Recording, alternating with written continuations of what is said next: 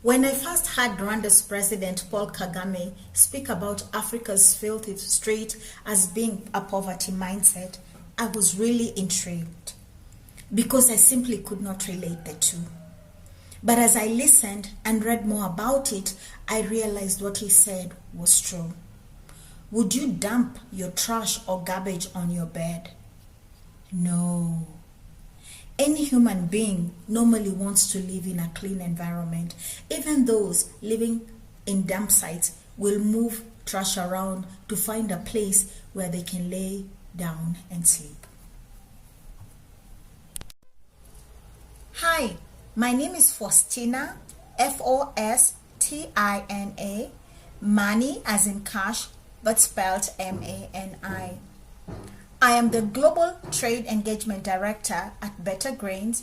I'm also the founder of a marketplace called Mothers of Africa Mobile Soko. I believe Africa can feed itself. I believe Africa can profit from agricultural trade.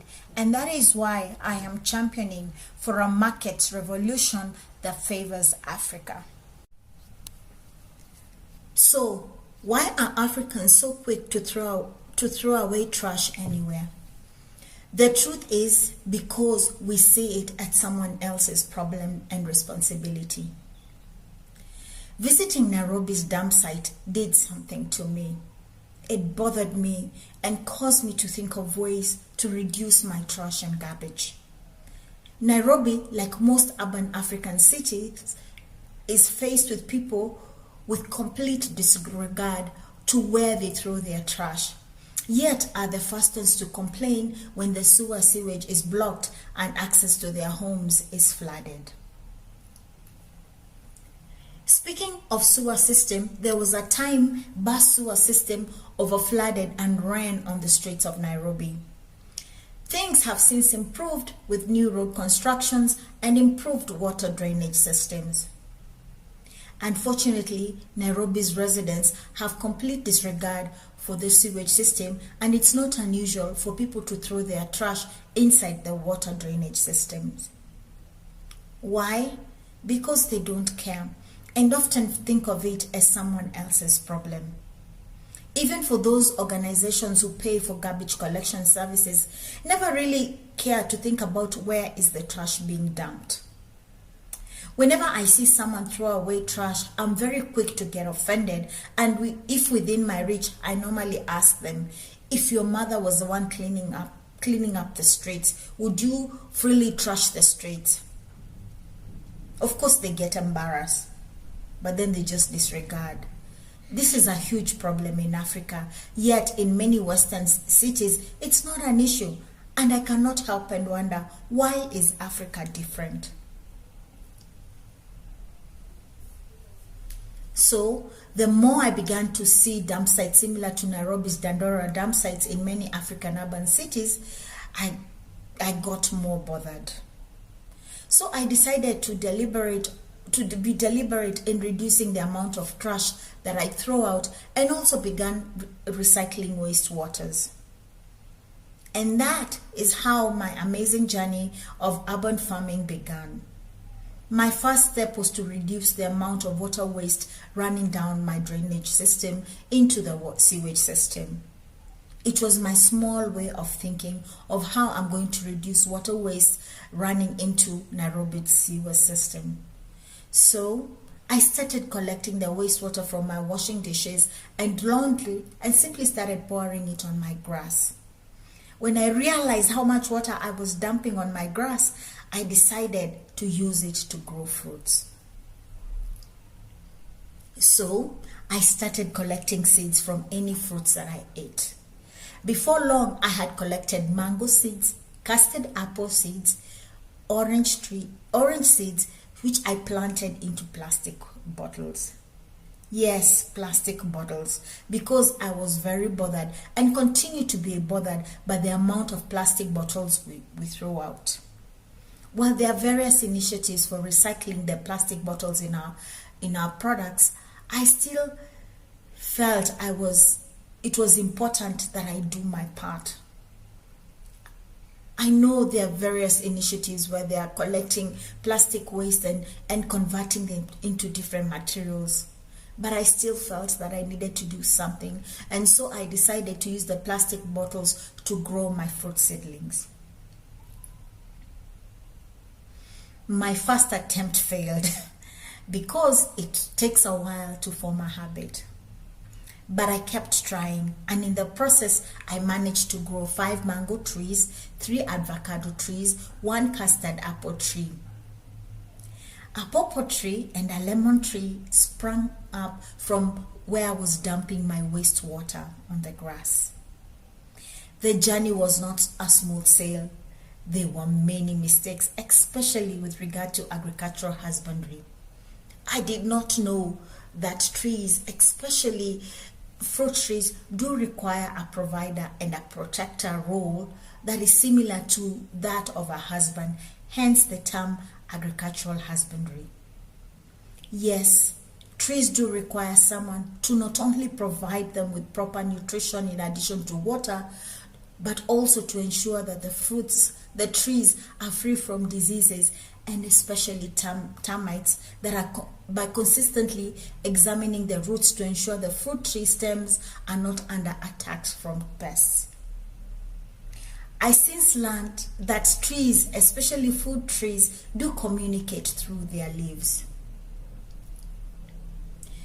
The realization of my success finally came one day when I realized my trash was so little that it kept on being blown away, ending up on my neighbor's pile.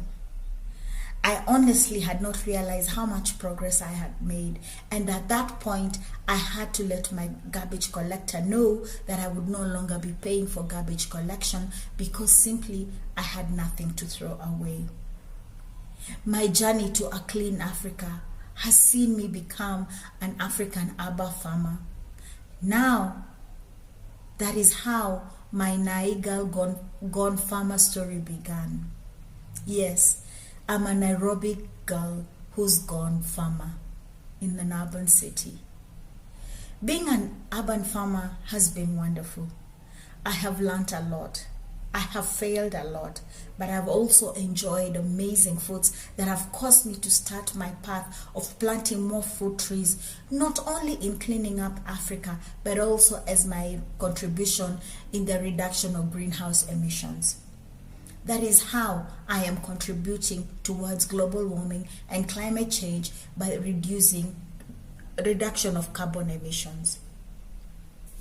When I visited the Dandora dump site, which is Nairobi's largest dump site, I could not breathe. The horrible smell, not to mention the pollution that left me with a headache that lingered for hours.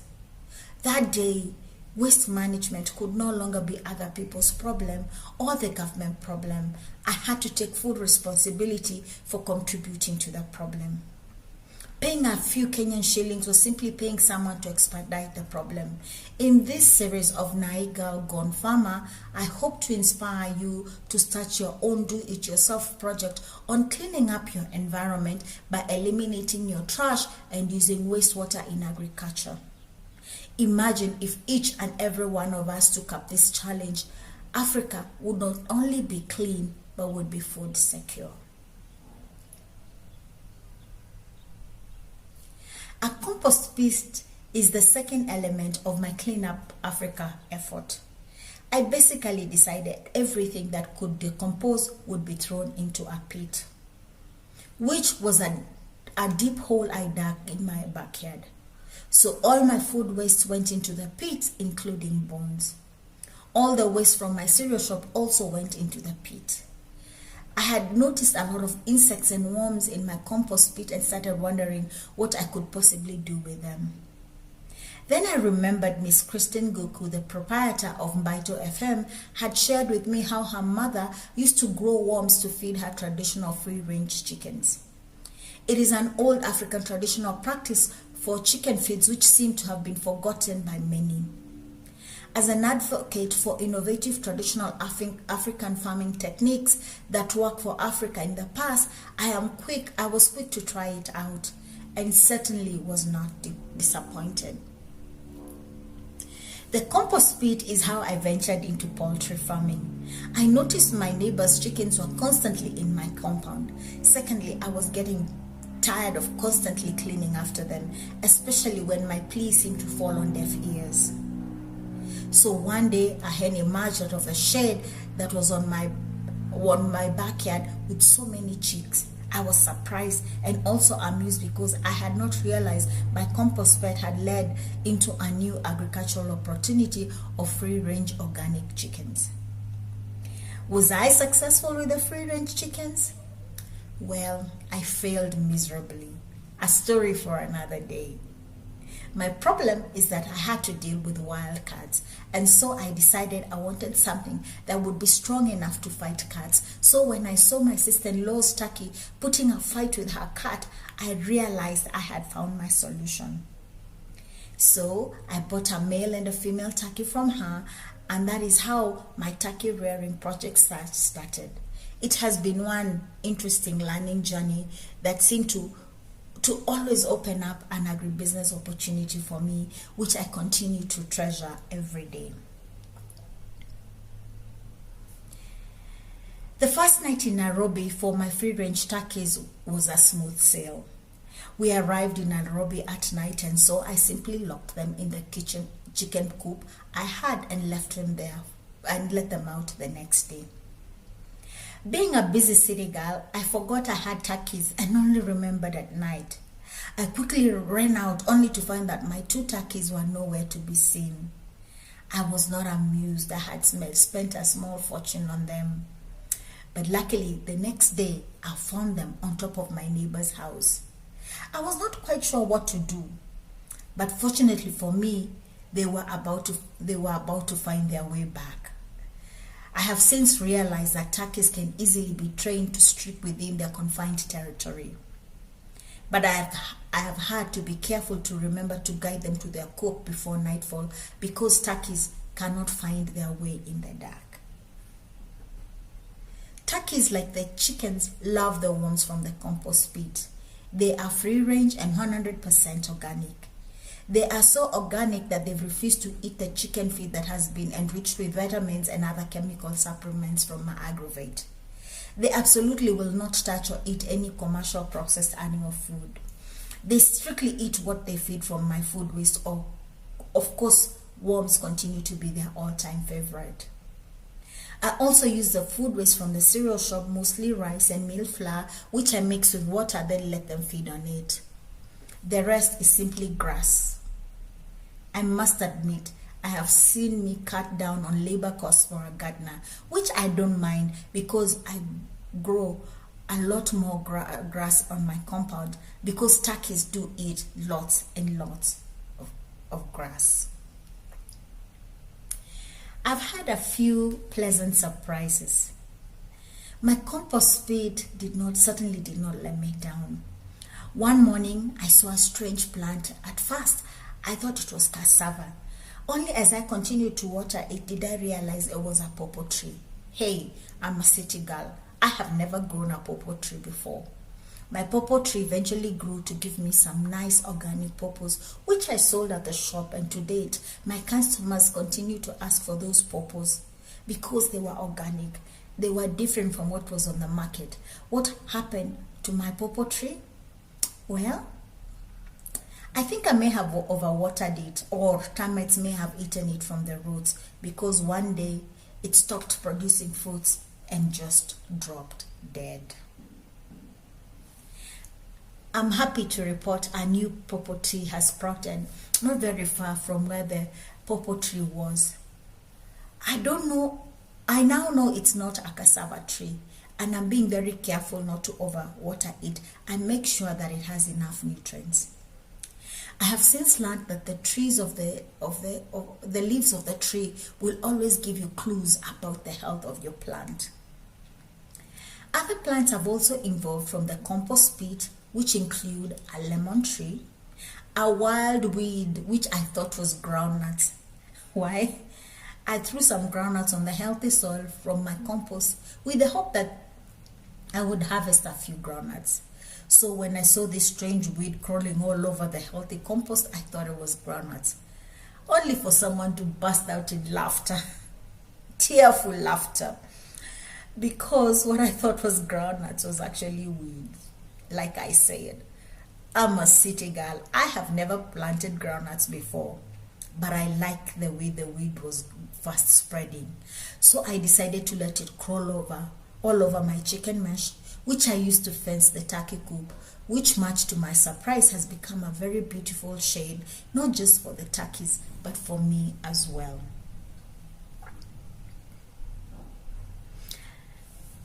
Bones were the final piece of the puzzle for me in this journey.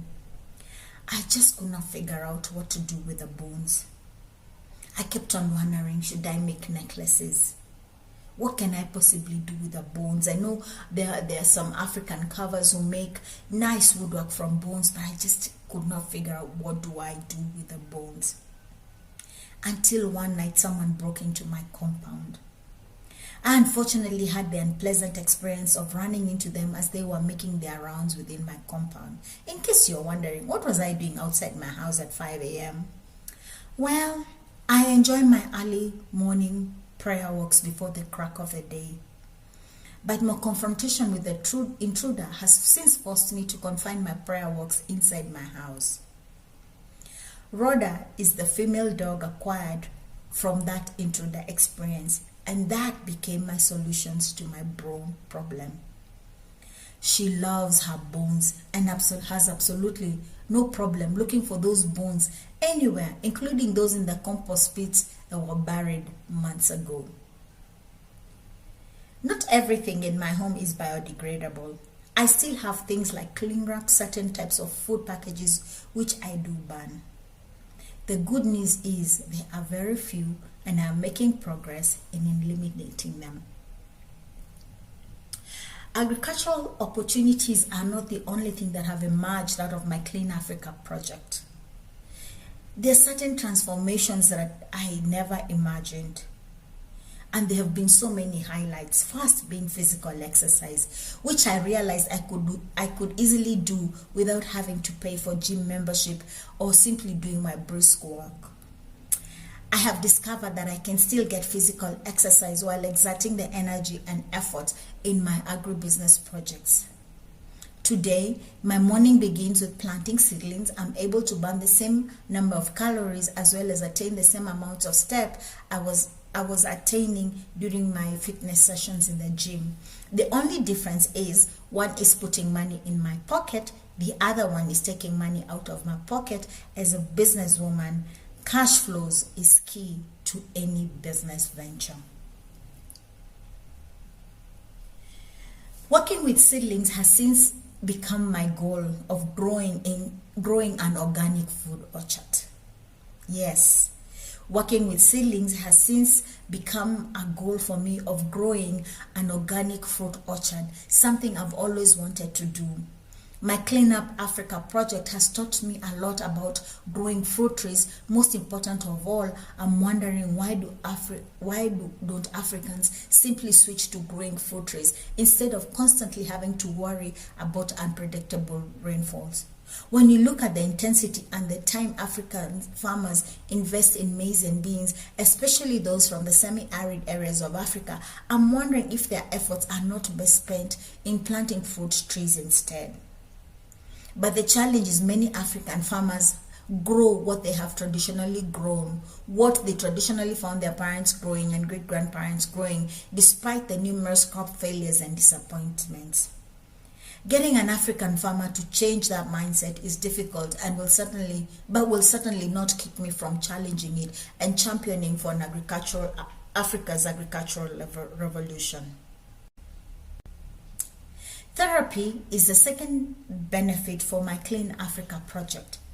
Planting, putting your hands in the soil and just watching plants grow is very therapeutic. I'm not sure if it's the full good hormones from the over 7,000 steps and more than 1,000 calories burnt, but the ability to sit and focus after spending a day is an energy booster more addictive than caffeine. The only difference is that it's natural and good for my health. This exercise has not been without its share of failures, but each failure has sent me to do more research and try new things. As I've had to think about natural alternatives, I have found myself asking, how did our ancestors in the past handle these issues? I kept on saying there must be natural solutions to the many challenges I'm facing. I have had my share of failures with fruits that had suffered from pesticides or failure due to lack of nutrition. I've had to visit the agrovet, and I will be the first to admit I'm not super excited about a lot of the agrochemical products. But I have also learned to ask, what is the natural alternative? What natural foods will provide the same nutrients that I have? And I have had to experiment, and much to my surprise, I have had amazing results. Eliminating waste has also allowed me to dream big and think of ways to grow my small urban project into something bigger. It has given birth to bigger dreams, such as the reduction of gas pollution in the environment, especially when combined with food security for Africa.